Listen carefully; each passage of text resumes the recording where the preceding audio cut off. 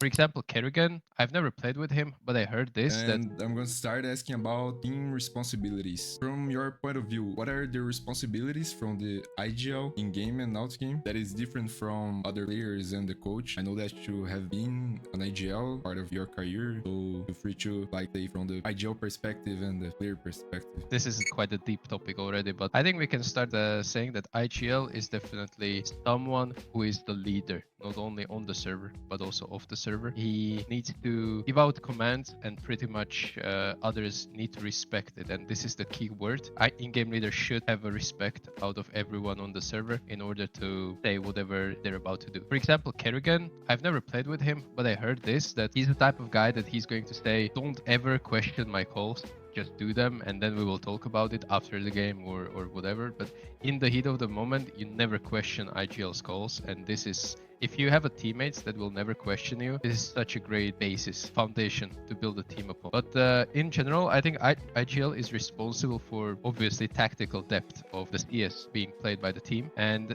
this is very much hand in hand with the coach as well. So IGL and coach should be two, almost like a pair or a duo that are working together, maybe even extra time on, let's say, tactics, strat book, the way we approach the game, the way we finish rounds, the way we start the rounds. And then when there's actually like a server time or theory time for the rest of the team, they're already kind of ready to show what they prepared or what they want to discuss. So they have a certain plan how to go for. Also, this might be a little bit overwhelming for IGL. This is what happened to me. Like, IGL is supposed to do everything. The responsibility is just huge.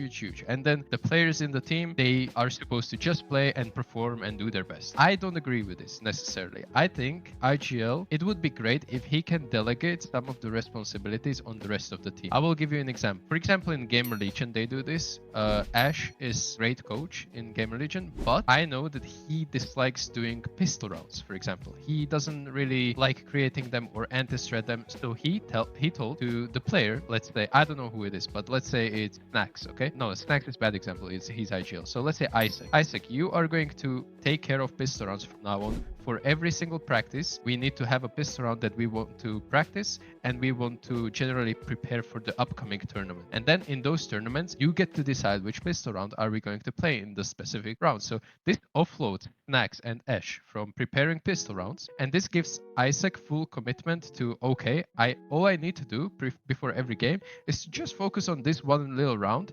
Let's see how they played last 5 pistol rounds, and then I will create a counter to it. Perfectly little way how to offload huge responsibility, you know? And you can do this to every player. For example, Oper should be responsible for getting down information how their Oper likes to peak, what they like to do early round, late round, mid round, both on T side and CD side, and then they create, you know, a counter to it instead of letting IGL figure it out, analyze it, and then create a plan for it. So this gives players their own autonomy as well. They get to be their own IGL in the moment. And this is great if IGL can delegate these little things, because it will help the team perform more equally, you know? Yeah. Okay. Awesome.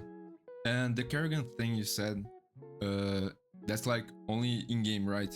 Not like how the players can like say how Of you course, should of course. play, right? This is in-game, Oh, during the round. During the round, if there's a call to B-split and it's a terrible call, players should not question it. They gotcha. should not really interfere with it.